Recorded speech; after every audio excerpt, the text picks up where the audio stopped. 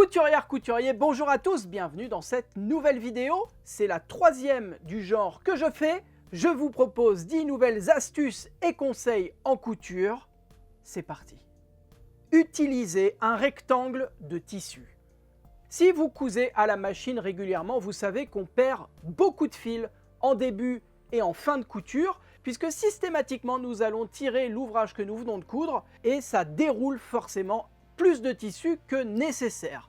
Mon astuce, c'est d'utiliser une chute de tissu de forme rectangulaire qui va vous servir à débuter et terminer vos coutures. Lorsque vous allez démarrer une couture, vous allez la démarrer sur le rectangle et poser bord à bord les pièces de tissu que vous avez à coudre. Lorsque vous arrivez sur vos pièces de tissu, vous faites un point d'arrêt, évidemment, vous piquez toute la pièce de façon normale et lorsque vous arrivez au bout, rebelote, vous positionnez votre rectangle de tissu à l'extrémité, vous faites un point d'arrêt sur la pièce que vous êtes en train de coudre et vous continuez à coudre quelques points dans le rectangle de tissu. Vous coupez maintenant les fils à ras et ainsi vous voyez que ça m'a évité de tirer à chaque fois une bonne dizaine de centimètres pour pouvoir couper les fils proprement comme je l'aurais fait habituellement. Alors cette technique, elle est un peu empruntée de la surjeteuse. Si vous cousez à la surjeteuse, vous savez qu'on fait des chaînettes de fils et ces chaînettes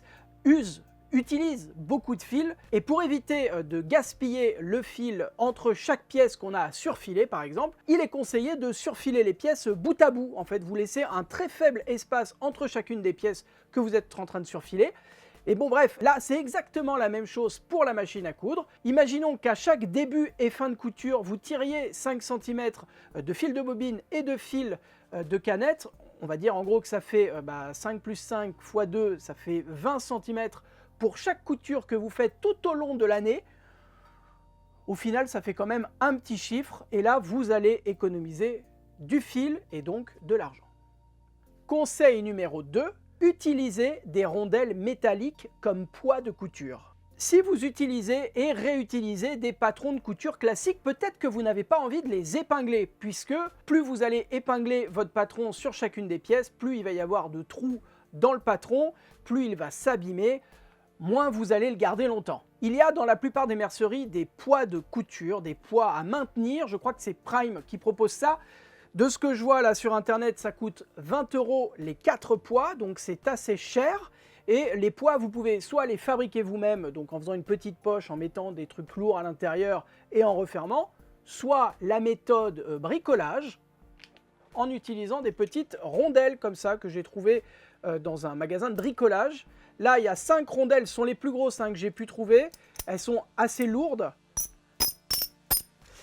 Et ça coûtait 2,50 €. Je pense que vous pouvez trouver... Allez, je pense honnêtement que vous pouvez trouver moins cher, peut-être un tout petit peu moins lourd. Bref, c'est pas ça, a priori, qui va vous ruiner. Le principe du poids, c'est qu'au lieu d'épingler votre patron, vous allez positionner les poids pour bloquer le tissu et le patron ensemble.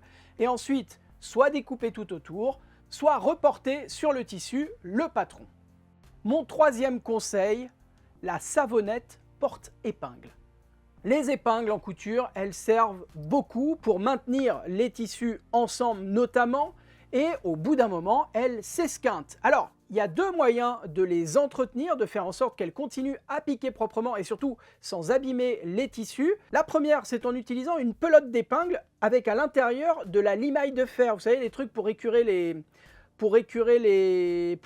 métaux, etc. Vous mettez ça à l'intérieur d'une petite poche, vous plantez vos épingles à l'intérieur et ça va les rendre plus piquantes que ce qu'elles étaient avant de rentrer. La deuxième solution, c'est d'utiliser une petite savonnette comme celle-ci, dans laquelle vous allez pouvoir piquer, hop là, vos épingles, et ça va pas les réparer comme le ferait la limaille de fer pour le coup, mais ça va les enduire un tout petit peu de savon, et ça va vous permettre de passer dans le tissu sans accroc. Ça marche vraiment, je vous conseille d'essayer si vous commencez à avoir des épingles un petit peu vieilles et que vous avez la flemme de les changer ou pas forcément envie de balancer tout votre stock d'épingles. Voilà, la petite savonnette, ça fait office de porte-aiguille aussi. Cinquième astuce, trouvez le sens du jersey. Le jersey, vous l'avez sans doute remarqué si vous en avez coupé, si vous en avez cousu, ça roulotte, mais ça ne roulotte que dans un sens. Sur cette chute de jersey, on voit que ça roulotte juste ici, et pas du tout dans le sens perpendiculaire juste là. Le sens dans lequel votre tissu jersey roulotte est perpendiculaire au droit fil. Une coupe dans le droit fil ne roulotte pas. Ce qu'il faut retenir, c'est que le tissu jersey roule systématiquement dans le sens de la largeur, comme ceci, et pas du tout, ou en tout cas beaucoup moins, dans le sens du droit fil. Donc juste ici, par exemple, si je tire, ça va roulotter un tout petit peu, mais beaucoup moins que là. Et c'est comme ça qu'on repère le sens de son jersey lorsqu'on a une chute isolée, on ne sait plus trop dans quel sens positionner ses pièces. 6e conseil, laissez faire votre machine à coudre. Est-ce que ça vous est déjà arrivé de vous faire engueuler par quelqu'un à qui vous veniez de payer une prestation? Parce que moi oui. Je vous explique, voici ma première machine à coudre, c'est la Brother FS40. Elle en a vu de toutes les couleurs. Hein. Pour le coup, j'ai vraiment tout testé avec cette machine, tous les tissus, toutes les façons de faire, toutes les techniques de couture. Et elle fonctionne toujours parfaitement, sauf que la première fois que je l'ai emmenée en réparation, en révision en tous les cas, tout allait bien, hein, la machine tournait correctement, et je me suis quand même je me suis pris un petit savon par le réparateur de la machine qui m'a dit en gros, arrêtez de tirer sur votre tissu parce que vous allez la flinguer. En gros, on a ce réflexe lorsqu'on fait de la couture, lorsqu'on débute notamment, de tirer son tissu vers l'arrière, et ça c'est très mauvais puisque ça va entraîner et dérégler l'aiguille. L'aiguille risque de taper sur la plaque d'aiguille et ça c'est pas bon du tout. Si votre aiguille tape sur la plaque d'aiguille, bah, ça abîme la plaque d'aiguille, ce qui est jamais terrible, et surtout vous risquez franchement de plier votre machine, tout simplement. Donc on laisse faire la machine à coudre. Lorsqu'on presse la pédale de rhéostat, on laisse les griffes d'entraînement faire leur travail et faire avancer le tissu. Nous, ce qu'on a à faire, c'est simplement guider son tissu, faire en sorte qu'il aille droit ou qu'il suive une courbe s'il y a une courbe à suivre. Mais on ne le tire pas, jamais, parce que c'est pas bien. 7e astuce, laissez ces fils de couture à l'arrière. Ça, c'est un réflexe à avoir, c'est quelque chose qu'il faut se mettre en tête pour avoir de belles coutures, notamment au démarrage. Il faut absolument que vos fils de couture soient à l'arrière de votre machine à coudre, parce que sinon, lorsque vous allez débuter la couture, les fils vont s'emmêler, notamment lorsque vous allez faire un point d'arrêt, et ça va vous faire une couture dégueulasse sur le démarrage, et c'est pas ce qu'on veut.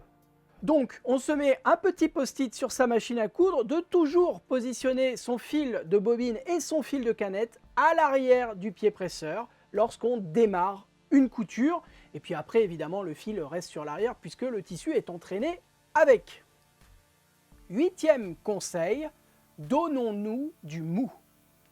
Lorsqu'on démarre une couture, je vous conseille très sérieusement de laisser un petit peu de mou dans votre fil, d'avoir quelques centimètres de fil. Alors, je sais que ça va à l'inverse du premier conseil que je vous ai donné, mais en fait, pas tant que ça. Le but, c'est que votre machine ne se désenfile pas toute seule lorsque vous allez coudre le premier point, et c'est quelque chose qui arrive si vous n'avez pas suffisamment de fil dans le fil de bobine, c'est-à-dire celui qui passe dans le chat de l'aiguille.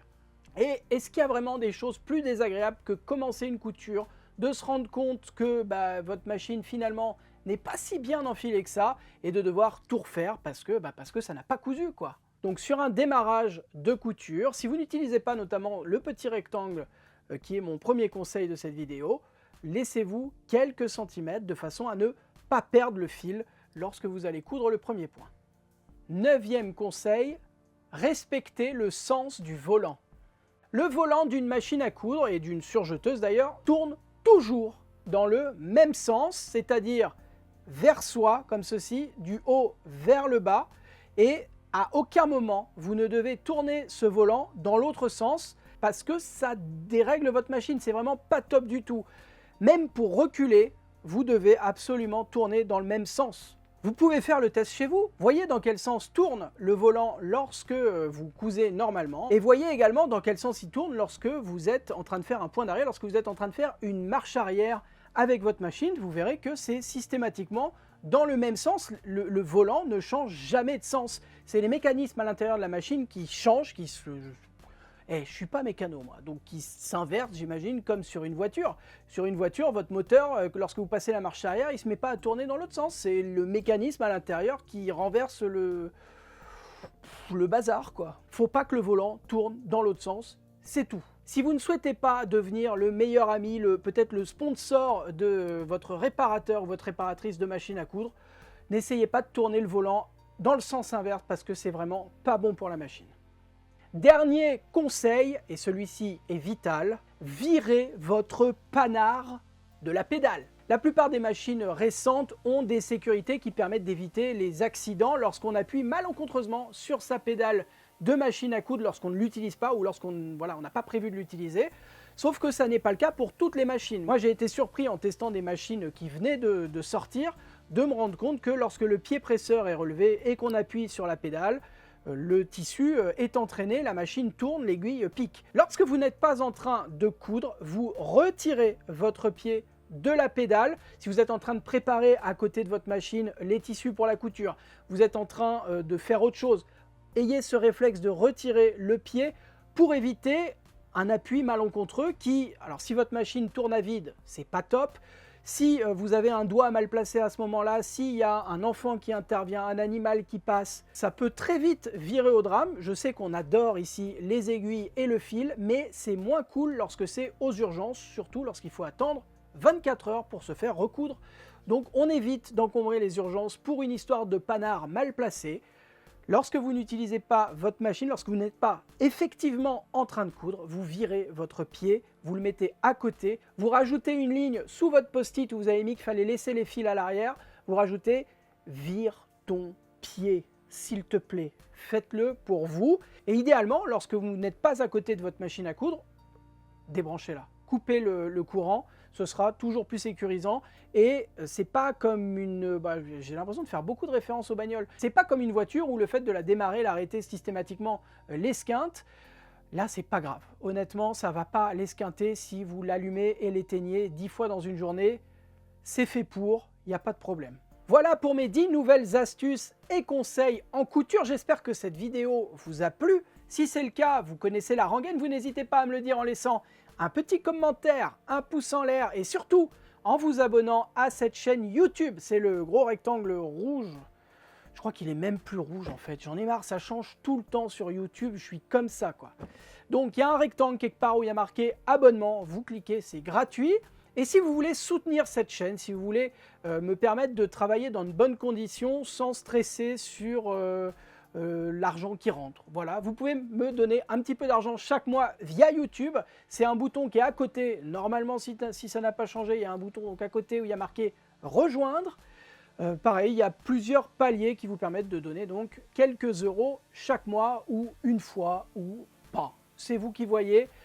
Moi, je vous dis à la semaine prochaine pour une nouvelle vidéo. D'ici là, prenez soin de vous.